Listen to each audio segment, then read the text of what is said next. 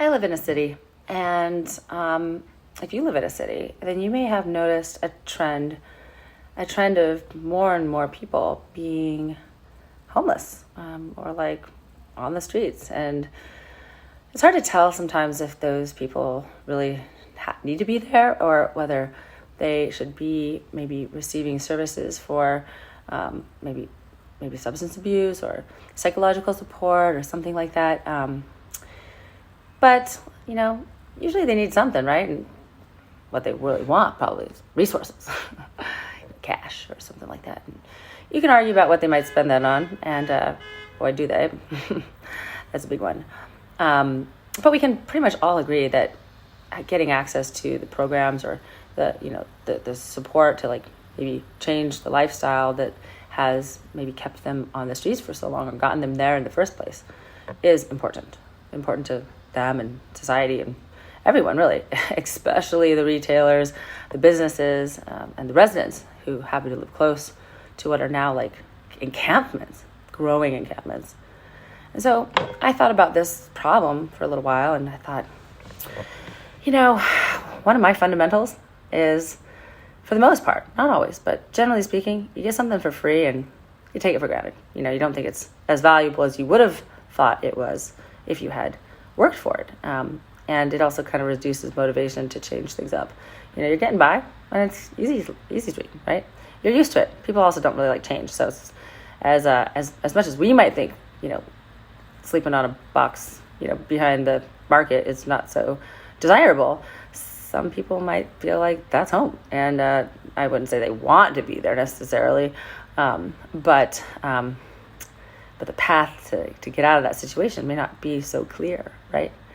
So there is a path for the most part. So let's just say that there is a path and there's certain things you got to do to get on that path and make your way and progress along it. Now, what if your benefits were kind of tied to your, completion of some of those tasks? Your contribution to the success and the momentum of your making that progress. That I suppose would be mutually desirable. So what would that look like? So one scenario might be HUD housing. Here you go. Here's some subsidized housing. That's awesome. You're not like on the streets. Cool.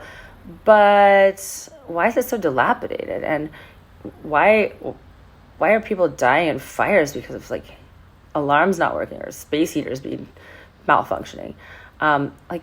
For sure, that's not a terribly difficult task to like teach somebody how to like check the fire alarms and like check the maybe the electrical wattage or basic safety stuff.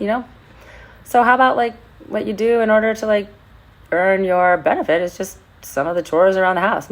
I grew up in a house and I technically lived for free, but after all the chores I did to help the household, it wasn't exactly free. Definitely, I felt like I earned it. That was the point, right? And also, that was sort of a sense of pride. It taught me something about like discipline and made me feel like a contributor, had a little bit more self-worth, and all of that really helped me be better prepared for life, and success. So let's just say that, you have to sweep the halls or answer the phone or like check things and stuff. That's cool. That might be a useful thing and a good way to sort of maybe earn your keep and feel good about yourself and maybe learn some skills too, even if it's just people skills, or discipline. So take it a little bit farther, right? And say like, hey, person with drug problem on the street that's otherwise healthy and could be not defecating in front of local businesses. Perhaps you should be going to this treatment on a regular basis, and going to it and successfully completing it is what's going to earn you your benefits. So we're going to give you benefits for doing the stuff you got to do to improve your life. And here's the other fun part. If you start making money, even if it's just a little bit of money, at first, we'll give you $10 for every dollar you legitimately earn. That's right. And then, as you continue making money, we might bring that down a little because you can't just keep matching $10 for every dollar, but $9, $8, $7, $6 until you're like on your own, and that's cool. But, you're not going to get all 10 of those dollars. In fact, like half of that or a proportion of that is going to go into a fund, like maybe a DAF fund. And that fund is going to be used to provide local loans and or to buy local real estate that we then lease to local businesses. And what that means is you're not a bum, you're a real estate investor. How does that feel? Might work. Just saying.